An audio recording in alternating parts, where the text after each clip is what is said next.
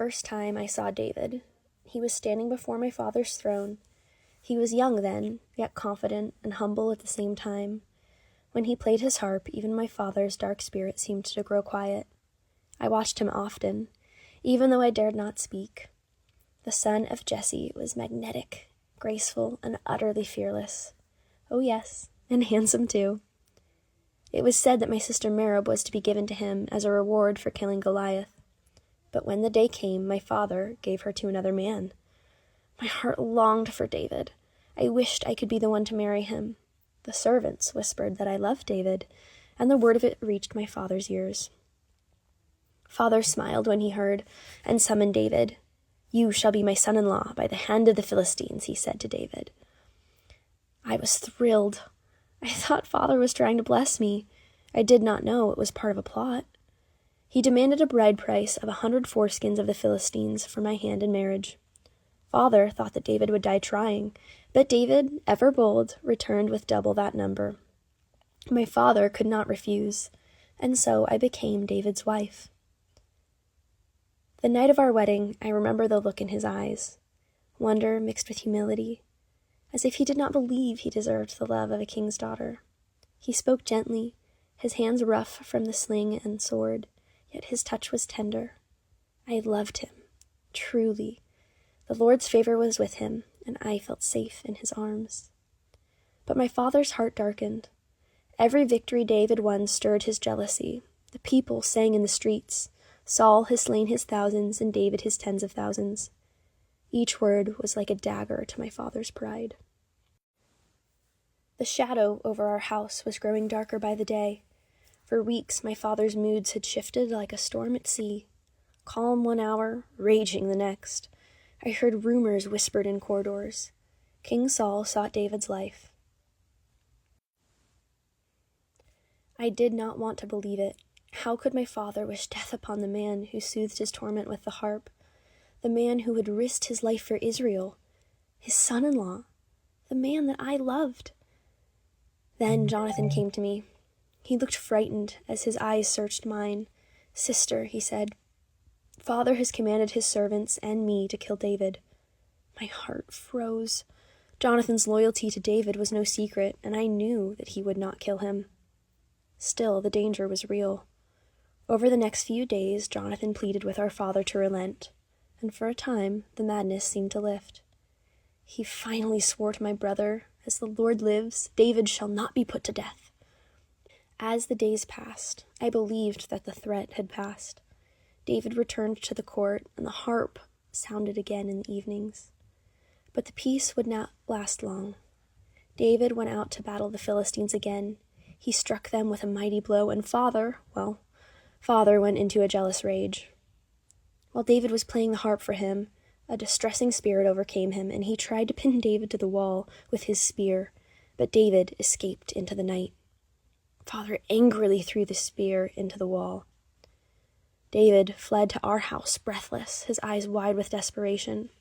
I told him he must go now, that my father's men would surely try to kill him. He grasped my hands. "If I leave tonight, I may never see you again." Tears blurred my eyes. "Go, my love," I whispered. "The Lord will keep you." I let him down through the window into the darkness, watching him disappear into the night. Then I placed a household idol in our bed, covering it with goat's hair to make it seem as though David was in bed, sleeping. In the morning, the guards came to take David, but I told them he was very ill. They returned to my father with the news, but he did not believe it. Soon the door burst open. The guards rushed in, swords drawn. They flung aside the blankets, and my ruse was discovered. David was not there, only a household idol and goat hair. The look on their faces told me everything. When my father stormed in, his rage filled the room like fire. "Why have you deceived me and helped my enemy escape?" he shouted. I looked into his eyes. Once they were kind, but now they were wild and hollow. "I was afraid," I pleaded. "David said to me, 'Help me escape or I will kill you.' I hated to lie, but my father did not want to hear the truth. I felt my voice tremble, but I did not look away. He glared, breathing hard, then turned sharply and left. I sank to my knees the moment he was gone. The house was silent again, but the silence was heavier than any sound. My mind wandered to thoughts of David. Where was he? Was he safe? David had fled to Samuel at Ramah. The two of them went to Naioth, the school of the prophets, located in Ramah. It was not long until my father's spies found out that David was there, and Saul sent soldiers to seize him. Yet instead of finding and arrested David, they were overcome by the Spirit of the Lord, and they prophesied. 3 times different men were sent to arrest David, and the same thing happened. Finally, my father himself went to Naioth, and he was swept up in the Spirit of the Lord just the same as the others. It was reported that he stripped off his royal robes and laid down naked before Samuel, crying out in a frenzy. The people said, "Is Saul also among the prophets?" But when I heard about this, I wept. I knew what it meant. My father's soul was unraveling. After that night, David was gone from me for many years. My father gave me to another man, Palti. Though in my heart I still belonged to David, Palti was kind, but my love for him was not like my fire for David. When David became king of all Israel, he sent for me, demanding I be returned to him. Palti followed, weeping behind me as I went to Hebron. Finally, Abner, father's general, ordered Palti back. My heart was torn in two, one half with the man who had loved me for years, the other half with the man who was my first love. When I saw David again, he was no longer the shepherd I had known. He was a king, hardened by exile, hardship, and battles. The light of the Lord was still in his eyes, but it was a different kind of fire now, one that had burned for God and not for me. The old ache I had for him was gone. While David had called me back to him, it was not for love. Taking me once again as his wife helped him seal a political alliance with the elders of Israel. All marriage would remind all Israel that he was the son-in-law of the former king and tied to the house of Saul. Later, when David had danced before the ark as it entered Jerusalem, leaping and whirling before the Lord in a linen ephod, I despised him in my heart.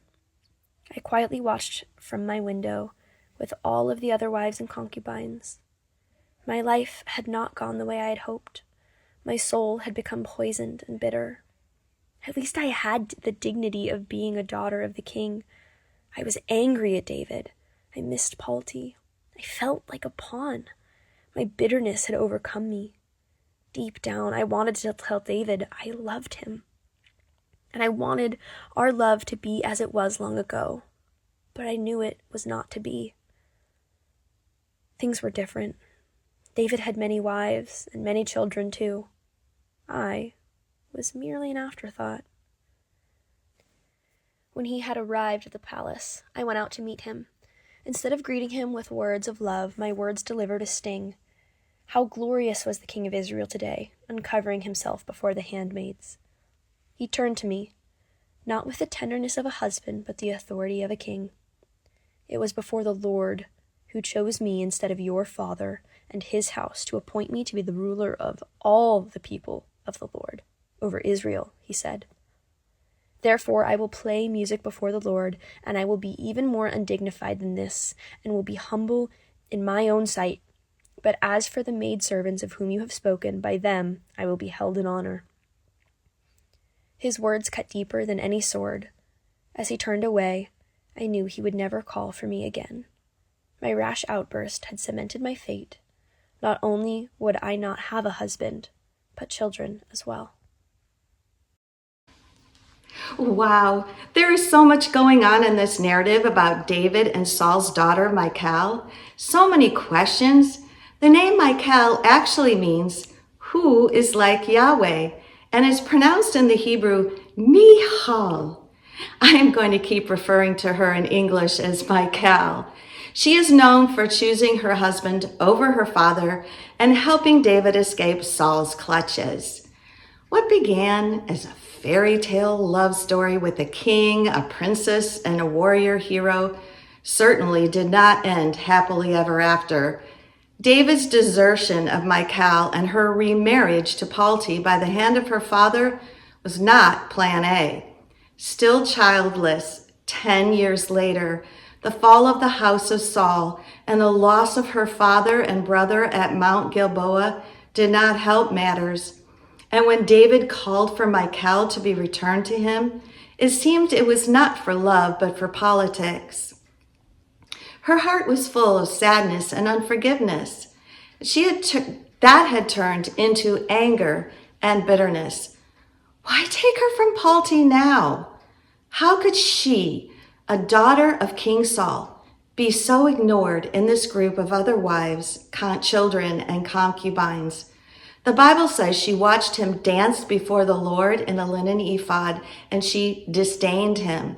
Bitterness had overtaken her soul. She was living in the past, unable to move forward through forgiveness. She was trapped in a life she had not chosen. The scriptures in James 1:9 tell us to be quick to hear, slow to speak, and slow to anger. The bitter, angry words that she spoke to David on the day the ark entered Jerusalem could not be taken back. If David had any tenderness toward Michal, it was gone. He would not forgive her stinging insult. How do I know this? Here's the rest of the story. According to the scriptures, Michal had no children of her own. However, when her sister Merab died, Michal took Merab's 5 sons and raised them as her own, an adoption of sorts. That is why later in the scriptures, they're referred to as Michal's sons, even though she really had none of her own. Later, after David was king of all Israel, David was required to give to the Gibeonites 7 sons or grandsons of Saul as a penalty for Saul violating Joshua's treaty with the Gibeonites. Which 7 did David choose? I bet you can guess. All 5 of the sons of Michal were included in this number. Was David still hurt by Michal's words? Had he also become bitter? Were they the only ones to give? What do you think? My husband John says, you take the bitterness pill and hope someone else dies. How can we be set free from bitterness? Do you know someone who has been set free from bitterness? Do you need to be set free now? A Christian can be set free from bitterness by intentionally choosing to forgive, especially in light of God's forgiveness toward them, Ephesians 4:32. Freedom comes by confessing bitterness as sin, releasing the need for revenge to God, praying for those who caused the pain, and anchoring one's heart in God's love rather than dwelling on past hurts. God can heal your bitter heart. Ask your pastor, teacher, or Christian friends to pray with you and walk you through the process above. Jesus will be holding your hand the entire way. Oh, and don't miss lesson 4 when Michal's brother Jonathan tells his part of the story. Who is bigger than the heavens and the lover of my soul? Creator God.